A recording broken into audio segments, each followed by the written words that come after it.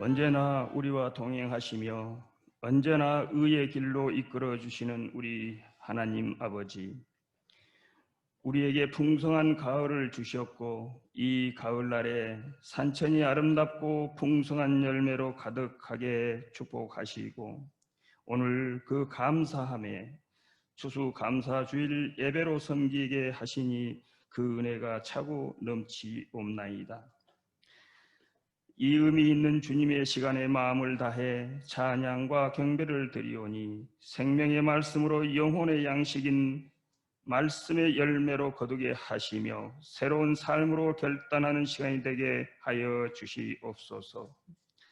아직도 코로나19 거리두기에 따라서 비대면 예배, 온라인 예배로 함께하는 신금호 믿음의 공동체 성도 모두들에게도 동일한 은혜로 함께하는 시간이 되게 하여 주시옵소서.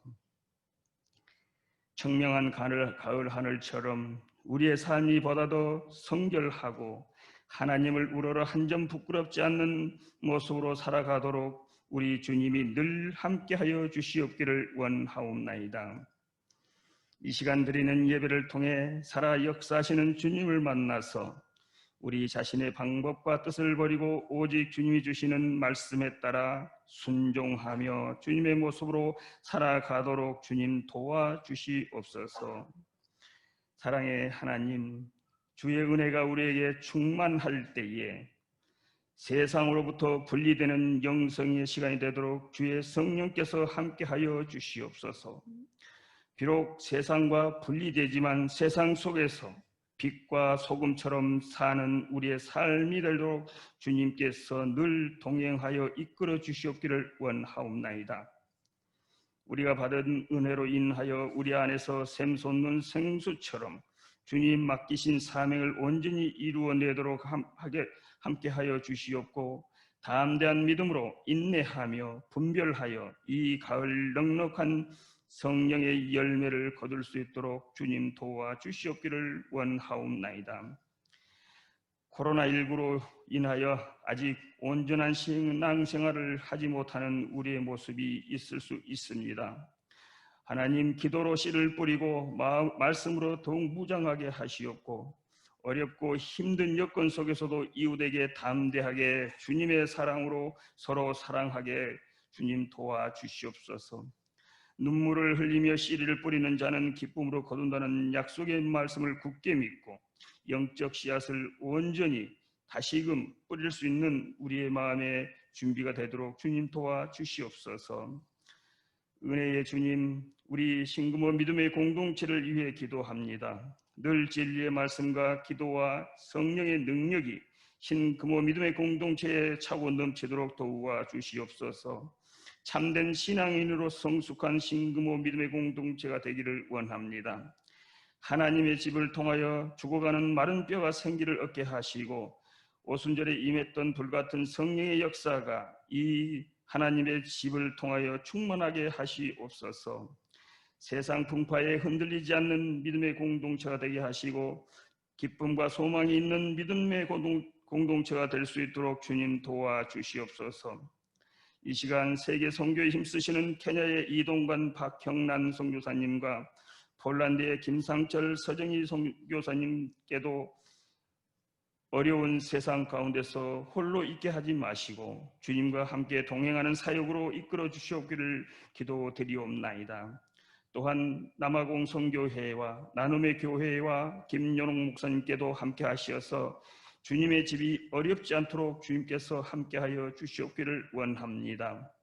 특히 이 시간 간절히 기도드립니다. 벌써 가을 찬바람이 일고 있습니다. 우리는 지난해 강영기 지사님과 함께 이 하나님의 집에서 함께 하나님을 찬양하며 하나님께 받은 은혜를 서로 나눌 줄 알았으나 또한 1년이 지나갔습니다. 지금 그의 모습은 보이지 않지만 우리 기도 속에 살아있음을 고백하지 않을 수 없습니다. 그러나 희망을 끈을 놓지 않고 감사의 모습으로 들려오는 이야기들은 다시금 하나님을 바라보며 우리로 하여금 기도하게 하시니 감사합니다. 하나님의 뜻 가운데 있겠으나 그의 가족과 마음 아픈 이들을 위로하여 주시옵기를 원합니다. 말씀을 반석 위에 은혜의 말씀을 전하시는 목사님에게도 영적 통찰력과 성령의 인도하심을 덧입혀 주셔서 전하는 말씀으로 우리 모든 성도들이 은혜를 받는 귀한 시간 될 수 있도록 도와주시옵고 모두가 아멘으로 화답하는 시간 되게 하시옵소서. 이 예배의 시종을 우리 주님께 맡기오며 우리를 십자가의 피로 구속하신 예수 그리스도의 이름으로 기도드리옵나이다. 하나님 말씀 구약 성경 역대하 1장 1절에서 오늘은 6절까지 보도록 하겠습니다. 역대하 구약 성경 655면 성경에 따라서 한두 페이지 차이가 있겠습니다만 655면 구약 성경 역대하 1장 1절부터 6절까지 오늘은 6절까지 말씀 보도록 하겠습니다. 다 같이 한 목소리로 우리 봉독하겠습니다. 다윗의 아들 솔로몬의 왕위가 견고하여 가며 그의 하나님 여호와께서 그와 함께 하사 심히 창대하게 하시니라. 솔로몬이 온 이스라엘의 천부장들과 백부장들과 재판관들과 온 이스라엘의 방백들과 족장들에게 명령하여 솔로몬이 온 회중과 함께 기브온 산당으로 갔으니 하나님의 회막 곧 여호와의 종 모세가 광야에서 지은 것이 거기에 있음이라. 다윗이 전에 예루살렘에서 하나님의 궤를 위하여 장막을 쳐 두었으므로 그 궤는 다윗이 이미 기럇 여아림에서부터 그것을 위하여 준비한 곳으로 메어 올렸고 옛적에 훌의 손자 우리의 아들 브살렐이 지은 놋제단은 여호와의 장막 앞에 있더라. 솔로몬이 회중과 더불어 나아가서 여호와 앞 곧 회막 앞에 있는 놋제단에 솔로몬이 이르러 그 위에 1000마리 희생으로 번제를 드렸더라. 아멘. 산에 오르는 사람을 산악인이라고 하죠. 영국의 어떤 산악인에게 물어봤답니다. 당신은 왜 산에 오르십니까? 그분이 이렇게 답을 했대요. 산이 거기에 있어서 갑니다. 사실 또 산을 오르는 모든 사람들을 다 산악인이라고 칭하지는 않습니다. 산을 관리하는 사람들도 있을 거고, 작물 재배하는 사람도 있을 거고, 또 경우에 따라서는 국방의 의무 때문에 산에 올라가는 사람도 있습니다. 학문적인 연구를 하거나 혹은 사진 활동 같은 작품 때문에 혹은 그림을 그리기 위해서 산에 오르는 사람도 있죠. 이런 사람들 산악인이라 하지는 않습니다. 오늘 솔로몬이 솔로몬 누구죠? 통일왕국 시대 때 세 번째 왕입니다. 그리고 통일왕국 시대의 마지막 왕이 되기도 하죠. 여하튼 이 솔로몬이 이 기브온 산당, 기브온 산당에 오른 이유는 뭘까요? 그가 산에 오른 이유, 산이 거기 있어서 올랐을까요? 아니면 연구 목적으로, 아니면 자기 작품 활동 때문에, 아니면 자기 땅이라서? 아니죠. 그가 왜 이 산에, 기브온 산입니다만, 왜 산에 오르고 있는지 오늘 역대하 1장을 통해서 잠시 한번 살펴보려고 합니다. 근데 이제 오늘 우리가 가지고 있는 역대하 이렇게 되어 있는데요. 원래 성경은 역대상과 역대하가 나뉘어져 있지 않았어요. 그러니까 히브리어 성경이 원래 성경이에요. 그러니까 우리가 갖고 있는 한글 성경이 원래 성경이 아니고 원래는 당연히 구약은 히브리어로 쓰여져 있었겠죠. 그러니까 히브리어로 된 성경은 역대기가 한 권으로 되어 있습니다.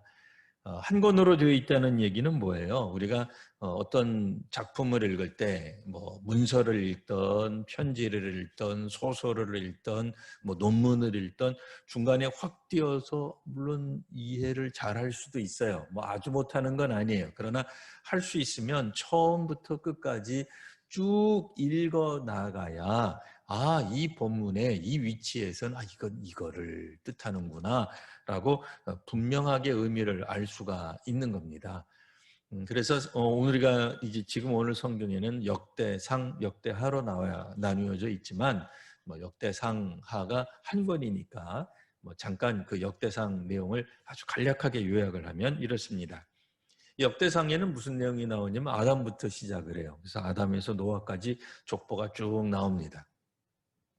이제 족보 얘기만 기억하시면 돼요. 첫 번째 사람부터 이 사람들이 누구다, 그리고 이 사람들의 족보는 누구다, 가족은 누구다, 뭐 그런 이야기들로 쭉 적혀져 있다는 거예요. 노아 끝난 다음에 누가 나오겠어요? 당연히 아브라함 나오겠죠. 아브라함부터 시작해서 아브라함 자손이 누구고 그들의 이름들은 뭐고 그게 다 족보 얘기예요. 그 다음에 또 뭐가 나오겠어요? 아브라함 끝나고 난 다음에는 12지파 관한 이야기가 쭉 나와요. 근데 여기서 이제 중요한 게 뭐냐면 12지파 중에서 특별히 역대기에서는 레위지파부터 먼저 언급을 합니다.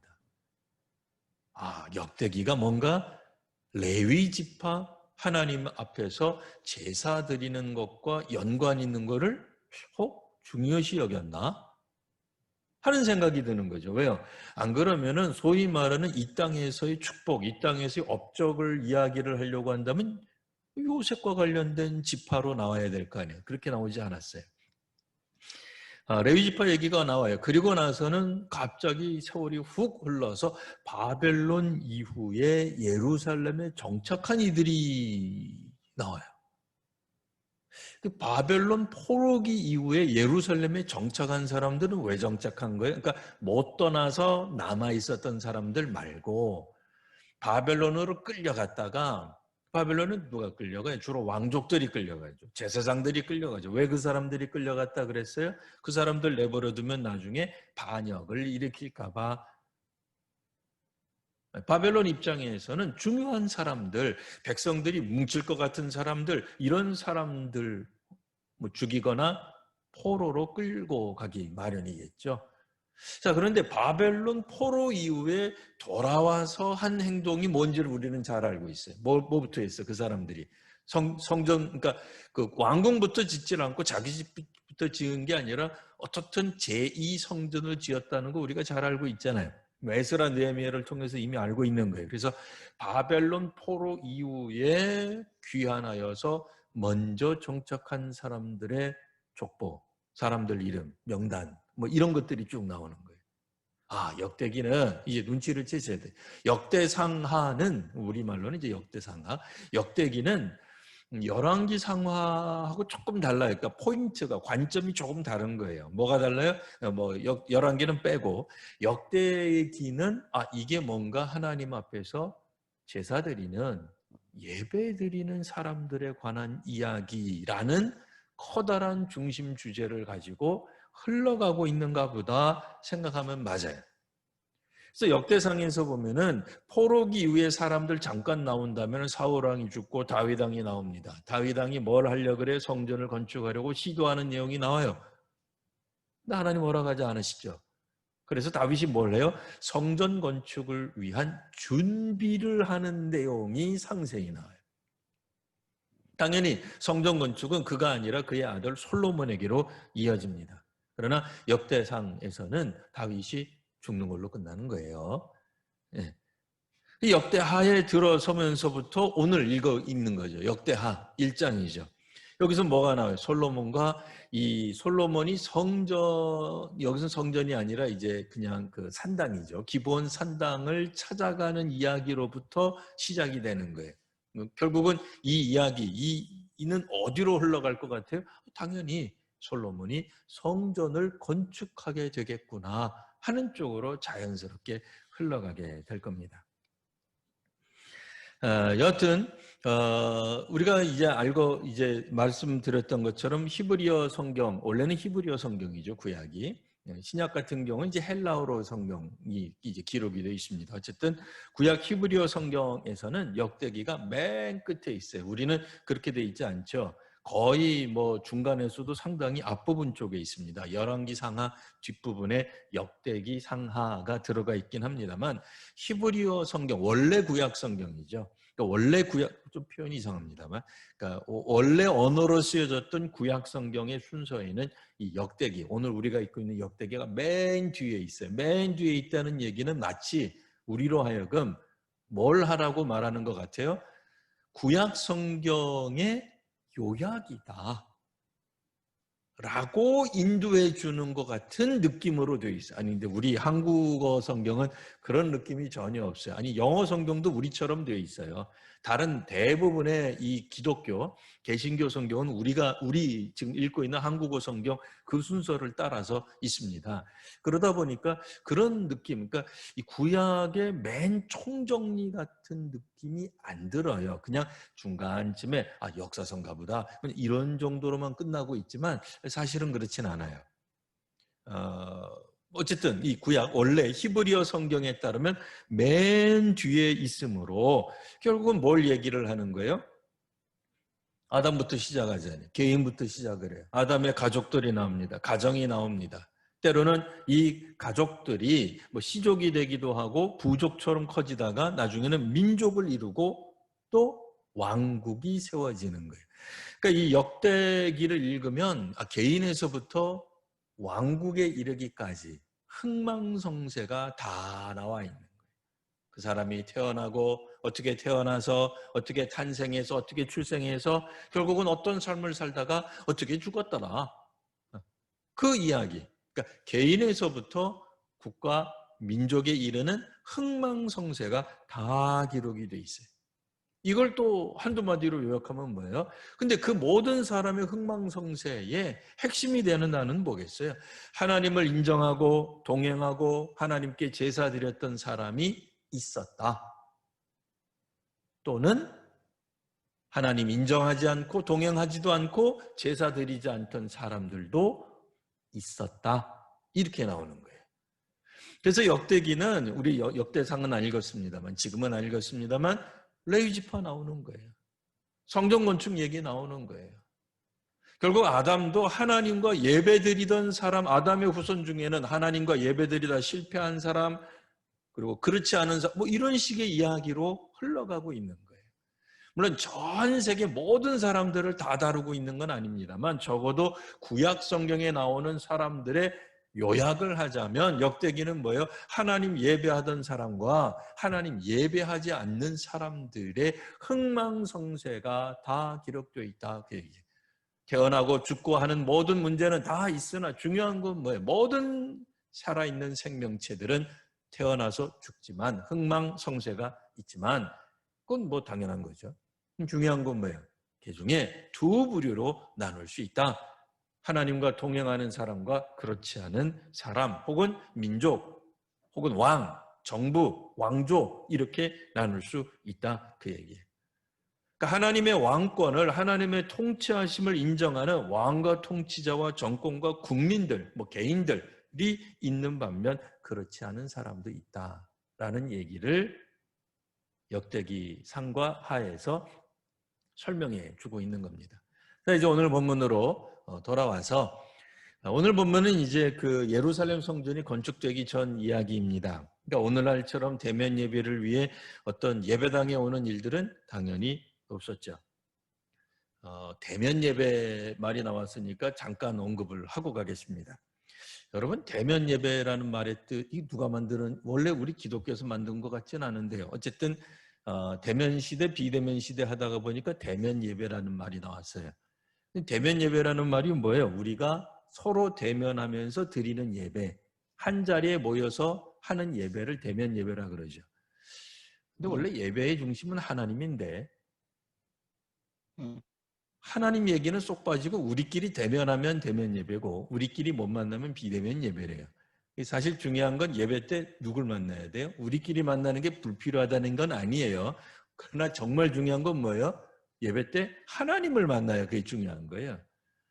예배를 드리면서도 나는 하나님 안 만난다, 하나님 못 만난다, 하나님 어디 계시냐, 내가 비록 예배당 안에 와 있지만 나는 하나님께 예배 드린 적이 없고 나 같은 사람이 무슨 예배를 드린다고. 너무 겸손해서 이렇게 얘기하는 건 좋겠습니다만 겸손을 떠나서 본인 스스로가 믿는 거예요. 어떻게 믿어요? 자기는 하나님을 만나본 적도 없고 하나님 앞에서 예배를 드린 적도 없고 예배 드릴 마음도 없다. 그러니까 하나님을 대면하지 않는 사람들은 곤란한 거죠. 그럼 믿음대로 되는 거예요. 여하튼 하나님 앞에서 드려야 되는데 이 하나님 자는 빠진 감이 없지 않아 있어요. 뭐 어쨌든 현장 예배라는 말도 또 있습니다.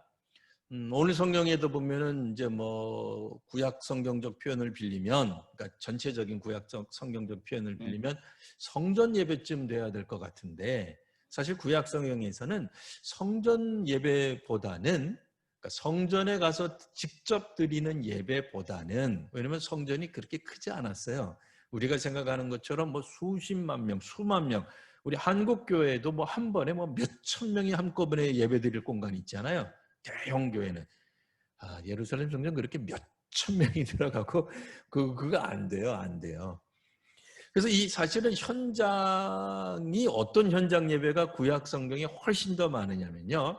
성전보다는 자기가 있는 그 자리, 자기가 있는 그 자리가 길거리든, 자기가 있는 그 자리가 감옥이든, 자기가 있는 그 자리가 남의 나라 포로로 끌려가 있는 자리든, 자기가 있는 그 현장에서 하나님께 드리는 예배를 더 귀하게 여기고 그게 훨씬 더 많아요. 오죽하면 야곱도 아버지 피해서 도망가다가 그래서 뭐 쪽잠을 잤을지 뭐 늘어지게 다리 펴고서 못 잤을 것 같은데 쪽잠 자다가 만난 그곳에서 뭘 해요? 베델이니까 거기가 하나님께 제사를 드리잖아요. 중요한 거는 사실 뭐 그렇다고 해서 오늘날 우리들이 지금 드리는 이 현장 예배가 중요하지 않다 그런 얘기가 아닙니다. 또 뭐 방송으로 예배를 드리시는 분들은 아이고 이 오늘따라 목사님 왜 내 마음을 이렇게 아프게 상처를 그런 얘기가 절대로 아니고 자신이 있는 그 자리에서 자기가 하나님 앞에서 예배를 드리는 그게 정말 중요한 거예요. 여하튼 이야기는 좀 정리가 됐고 용어는 한번 우리가 다시 한번 생각해 보아야 될 것 같아요. 그 방송에서 무조건 현장 예배 혹은 대면 예배라고 해가지고 우리도 그 단어를 계속 써야 되는 건지는 한번 다시 한번 생각해 보기로 하고요. 여하튼 뭘 의미하는지만 우리가 이해하면 될 것 같습니다. 자, 오늘 본문으로 다시 한번 돌아와서 중요한 건 오늘 본문이 이제 솔로몬이 왕이 되고 난 다음에 예배를 드리러, 뭐 예배라기보다는 이제 정확하게 이제 제사죠. 구약적 용어로는 제사. 오늘 우리말로 재번역을 한다면 약간 좀 시대적인 걸 첨가한 겁니다. 똑같은 단어는 아니지만 정신, 의미는 같기 때문에 제사를 예배라고 우리가 새롭게 이제 현대식으로 표현하는 겁니다. 하여튼 제사를 드리러 가는데 중요한 건 뭐예요? 2절 한번 보세요. 솔로몬이 온 이스라엘의 천부장, 백부장, 재판관, 온 이스라엘의 방백들, 족장들과 함께 가는 거예요. 이게 이제 중요한 거예요. 혼자 가지 않고, 왜냐면 왕이니까 할 수 있는 거예요. 이거는 왕이기 때문에 그가 그 주변에 있는 중요한 요직에 있는 사람들, 천부장, 백부장, 재판관, 방백들, 족장들과 함께 가요. 3절에 보시면 온 회중들도 함께 갔다. 약간 좀 과장되게 표현되어 있죠. 솔로몬 시대 때 그가 통치하던 모든 백성들이 한꺼번에 가서 예배를 드릴, 제사를 드릴 공간은 옛날이나 지금이나 없습니다. 그렇게 큰 공간은 어디에도 없어요. 그러나 중요한 건 뭐예요? 약간 좀 강조하고 조금은 과장되게 표현한 것 같지만 중요한 거는 그 마음을 솔로몬도 갖고 있었을 뿐 아니라 함께 했던 뭐 고관 대작들 백성들도 다 알고 있었던 거예요. 그러니까 사람들이 이거 거짓말이라고 하는 거 아니에요. 그러니까 숫자적으로 계산하면 거짓말이 될 수 있겠죠. 정말 뭐 그때 당시에 뭐 예를 들어서 10만 명이면 10만 명이 다 가냐? 그런 건 아니죠. 그럼 뭐 국방의 의무도 다 해야 되는데 모든 사람들이 다 때려치고 다 한꺼번에 그런 얘기는 아니에요. 하지만 솔로몬이 지금 추구하고 있는 내용이 뭔지가 중요해요. 왜요? 역대기잖아요, 지금. 역대기상하는 인물들, 사람들, 국가들, 정부들 딱 두 가지라 그랬어요. 뭐라고요? 하나님 인정하고 하나님께 제사를 드리는 개인이나 가족이나 민족이나 정부나 왕이 있는 반면 어떤 정부나 어떤 왕이나 어떤 지도자들은 하나님 인정하지도 않을 뿐더러 하나님 앞에 제사 드리러 가는 거 까마득하게 뒷전으로 내팽개치는 그런 정권 왕 지도자도 있다 그 얘기잖아요. 근데 솔로몬은 그렇지 않았다 그 얘기예요. 그러니까 앞전이었다 그 얘기예요. 앞삼, 전자였다 그 얘기예요. 하나님 인정할 뿐만 아니라 하나님께 제사를 드리고 왕으로서 자기가 다리는 그 왕국 안에서 함께하는 모든 문무 백관 뭐 이분들하고 함께 나아가기를 원했고 실제로 그런 일들을 행했다 그 얘기예요. 그러면 그가 왜 기브온 산당 기브온 산에 올랐겠느냐 그 얘기예요. 왜 하필 거기로 올랐느냐? 뭐 당연히 뭐 우리가 상상할 수 있는 것은 예루살렘 성전 전이니까 완공 전이니까 그렇겠습니다만 왜 하필 기브온이냐? 3절 보시면 솔로몬이 온 회중과 함께 기브온 산당으로 갑니다. 왜 갔습니까? 하나님의 회막이 거기에 있어서 이렇게 나와요. 하나님의 회막이. 근데 하나님의 회막을 설명합니다. 3절에 뭐라고 설명해요? 모세가 지은 회막. 근데 모세는 누구예요? 여호와의 종이다 그 얘기예요. 이게 이제 중요한 표현이에요. 모세를 그냥 단순히 모세 해도 돼요. 뭐 다 알아요 이스라엘 사람들. 근데 굳이 모세를 왜 여호와의 종이라고 표현했겠어요? 하나님을 인정하는 사람, 하나님께 제사를 드리는 사람, 하나님께 쓰임을 받는 사람, 그걸 강조하고 있는 거예요. 모세를 이렇게 표현함으로써 결국 솔로몬도 또 솔로몬이 다스리는 왕국의 백성들도 라는 얘기가 함께 연이어져 가는 거죠. 자, 광야에서 지었다. 그럼 또 이제 옛날로 그냥 그 역사적인 사건으로 확 거슬러 올라가는 거죠. 광야에서 도대체 무슨 일이 있었는가? 뭐 당연히 출애굽 사건이 있었죠. 하나님이 이스라엘 백성들을 인도하시고 구원하시고 이끄셨던 그 사건을 오늘에도 우리가 다시 한번 반복하고 기억하고 회상하고 재현하기 위해서 가장 적절한 게 뭐겠어요? 하나님의 회막. 그거 아니겠어요? 근데 이제 한 가지만 더 얘기를 해주고 있어요. 4절. 근데 거기에 하나님의 언약궤는 없었습니다. 마치 이제 그때 당시 사람들은 다 알고 있는데 설명하듯이 설명해주고 있는 거예요. 우리가 생각할 때는 하나님의 언약궤하고 하나님의 회막이 같이 움직여야지. 뭔 소리냐? 이거는 이제 구약 뭐 앞에 본 뭐 레위기라든지 뭐 그런 것들을 잘 아는 분들은 아니 그 하나님의 이 회막이 중요한 게 아니라 그런 천막이 중요한 게 아니라 천막 안에 지성소가 있어야 돼. 그 안에 궤가 그건 이제 구약을 잘 아는 이제 우리들은 이제 그렇게 말할 수 있는데요. 이때만 하더라도 무슨 사건이 있었어요? 이런저런 그러니까 구약의 역사적으로 이런저런 사건이 있었잖아요. 뭐 전쟁에서 지니까 하나님의 법궤를 가지고 나갔는데 졌어요. 법궤가 나갔는데도 지잖아요. 그래서 블레셋들 빼앗기잖아요. 창피한 노릇이죠. 하나님의 법궤만 동행하면 다 전쟁에서 이길 줄 알았는데 웬걸 전쟁에서 처참하게 패배를 합니다. 그리고 나서 이 블레셋 사람들도 이 하나님의 언약궤를 우리로 말하면 전리품으로 잘 두고 있지만 자기네 문제가 자꾸 생기고 신상이 거꾸로지질 않나 부러지지를 않나 역병이 돌지를 않나 그래가지고 이거는 이 부정한 거다. 이거는 이스라엘의 신이 임한 거라서 이건 안 되겠다. 그래서 버려버리잖아요. 세월이 흐른 다음에 여러 사람들이 이거를 가지고 오는 걸 두려워하다가 다윗이 가지고 오는데 가지고 오다가 무슨 문제가 생겨요? 우사가 죽잖아요. 쉽지 않은 거예요. 근데 어쨌든 역사적으로 하나님의 언약궤는 이렇게 저렇게 해가지고 예루살렘에 가 있는 거예요. 다윗이 그 얘기를 4절에 하고 있는 거고요. 자, 5절 다시 한번 이제 이 하나님의 이 장막 여호와의 정막으로 다시 돌아오는 거예요. 그러나 거기에는 언약궤는 없다. 우리 다 알고 있다. 그건 역사적으로 이런저런 것이다 하고 이제 4절은 설명한 거고요. 5절 옛적에 훌의 손자 우리의 아들 부살렐이 지은 놋제단이 여호와의 장막에 있었다. 그 얘기예요. 하나님 앞에 나아가기 위해 제단이 필요하잖아요. 왜냐하면 희생 제물을 드려야 되니까. 하나님 계신 곳, 하나님의 임재 상징은 분명 하나님의 언약궤인 거 알아요. 우리도 다 알고 있지만 비록 그거는 빠졌지만 그거는 뭐 어쩔 수 없이 너무나 이제 사람들이 위험하고 걱정이 되고 막 겁이 나니까 뭐 그렇다 치더라도 하나님의 기본적으로 회막, 성막에서 우리가 제사를 드렸던 것 아니냐. 마침 놋제단도 있었다. 그 얘기를 딱 해주는 거예요. 이게 왜 중요하냐. 이 놋제단을 누가 만들었어요? 성막에 필요한 것들을 만든 사람들, 브살레를 중심으로 한 여러 사람들인데 이 사람들이 구약 성경에 따르면 어떤 사람들로 묘사되어 있냐면 지혜로운 사람으로 묘사되어 있어요. 이 사람들이 왜 지혜롭냐면 하나님이 그들에게 성령과 지혜를 부어주셨기 때문에. 오늘 우리도 이렇게 생각할 수 있어요. 하나님의 일을 하려는 사람들, 하나님의 성막과 관련된 일을 하는 사람들 모두가 다 사실 뭐가 필요한 거예요?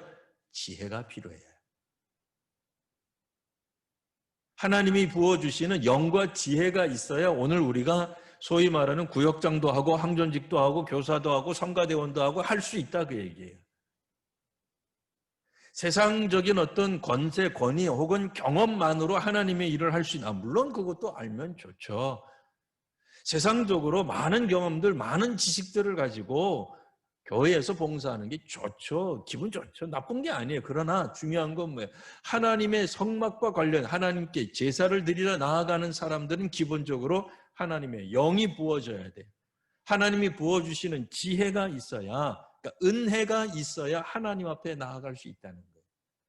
근데 이 천막, 하나님의 천막, 성막이죠. 성막과 함께 놋제단, 제단 위에서 우리가 하나님 앞에 번제를, 희생 제물을 바칠 수 있는데 그 제물이 바로 기브온 산당이 있었다는 거예요. 그러니 솔로몬이 여기를 택한 거예요. 오늘 우리가 가지고 있는 성경, 여러분 가지고 있는 성경에도 마찬가지예요. 그러니까 열왕기상 3장 1절에서 15절이 병행 구절로 적혀져 있을 거예요. 어디 있어요? 그 역대하 1장 그 위에 보면 제가 가진 성경은 솔로몬 왕이 지혜를 구하다 하고, 이거 원래 성경에 없는 표현이죠. 성경을 이제 요약한 거예요.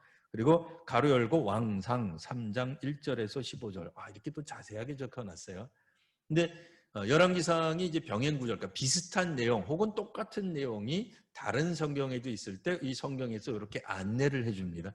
그러니까 원래 히브리어 성경에는 없어요. 그런 표현이 원래는 없어요. 없는데 이제 우리가 가진 현대식 성경, 현대식 성경이라고 해서 히브리 성경하고 아주 틀린 그런 얘기는 아니에요.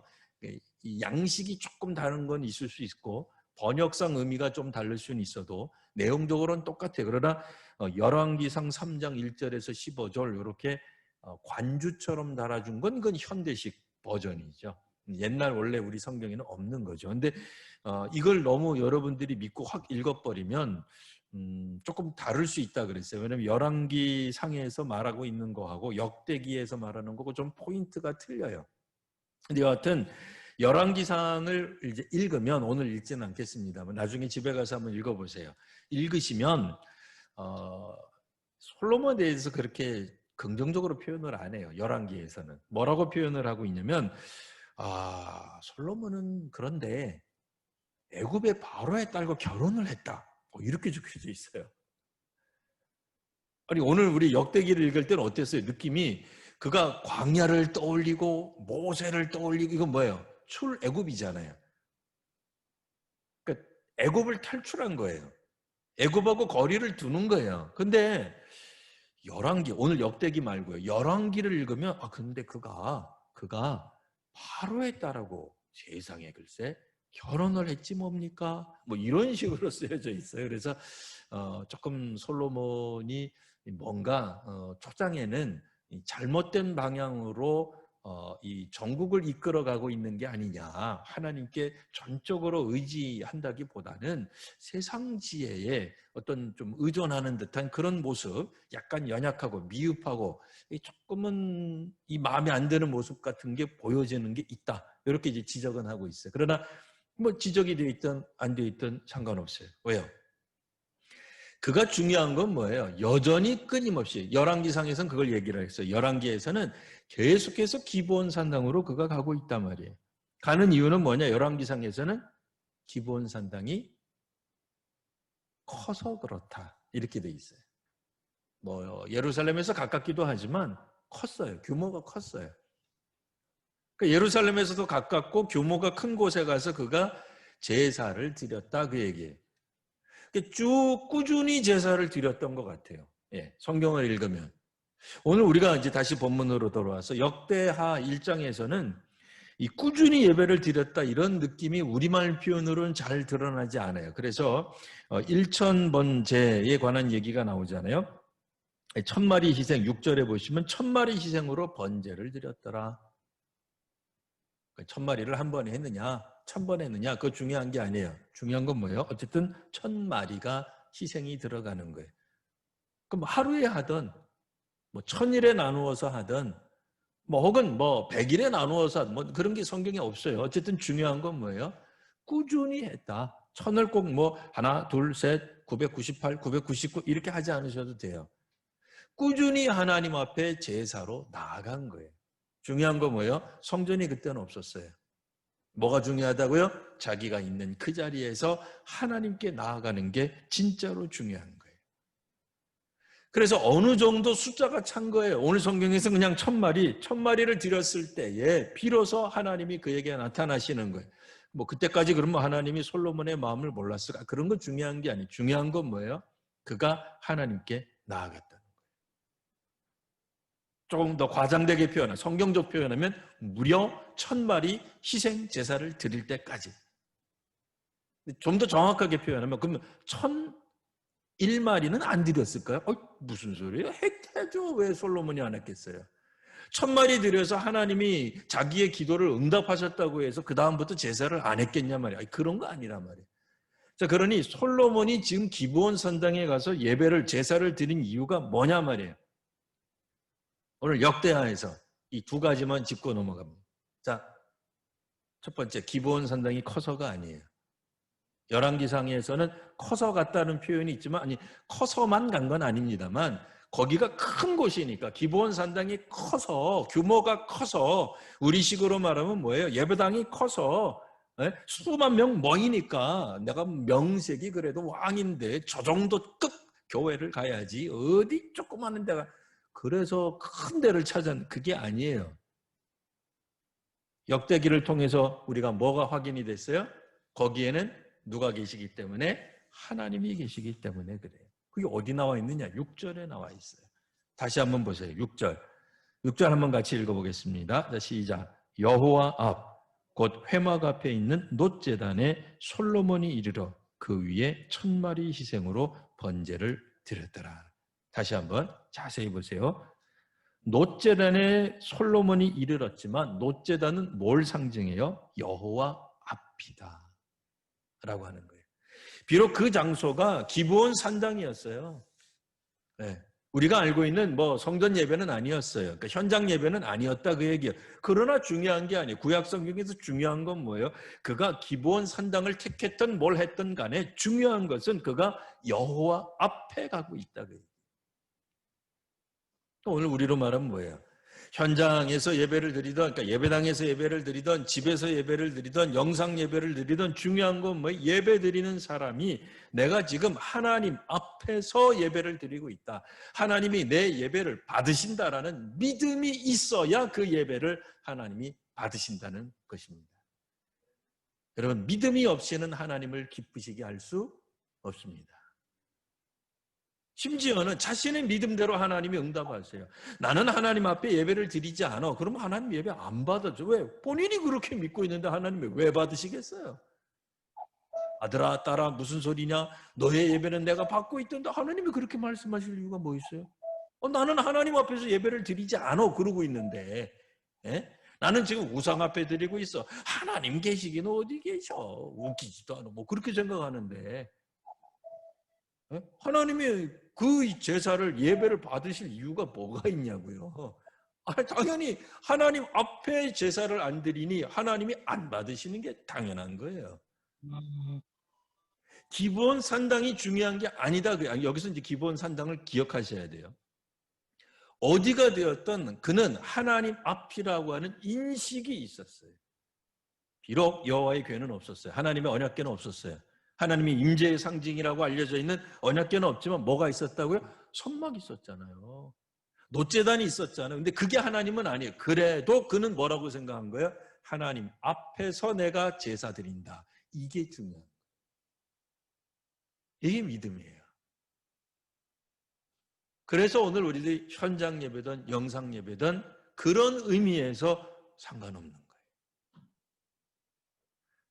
영상이든 현장이든 하나님 앞에서 예배를 드리지 않는 모든 행위는 하나님이 안 받으세요. 그러나 어디에 있든지 비록 그것들이 여호와 앞에 바쳐진 산당, 원래 산당이 뭐예요? 우상 섬기는 장소예요. 심지어는 그러니까 과격하게 말을 이상하게 너무 이상하게 해석하지 마세요. 그러나 하나님이 아닌 과거에 산당으로 사용됐던 곳이라 할지라도 그가 하나님 앞에서 드린다는 인식을 가지고 드렸을 때 하나님은 받으셨다라고 말씀하고 있는 거예요. 두 번째로 중요한 건 뭐예요? 그러면 솔로몬은 왜 제사를 드리고 있느냐 그 얘기예요. 왜 제사를 드리고 있느냐? 지도자들로서 회중과 함께 말이에요. 그러니까 왕이 백성들과 함께 나간 거죠. 가정에서 우리 이 영상 예배를 드리시는 분들, 부모로서 자녀들과 함께 제사로 나아가, 예배로 나아가는 이게 뭐가 중요하냐 이거예요. 당연히 중요하죠. 경배와 찬양을 하는 이유, 예배와 제사를 드리는 이유는 뭐예요? 그 근원, 동기 중에 하나는 감사예요. 오늘 성경에서는 출애굽을 몇 번 언급을 했죠? 출애굽하신 하나님 뭐예요? 구원하신 하나님. 우리를 이끄시는 하나님.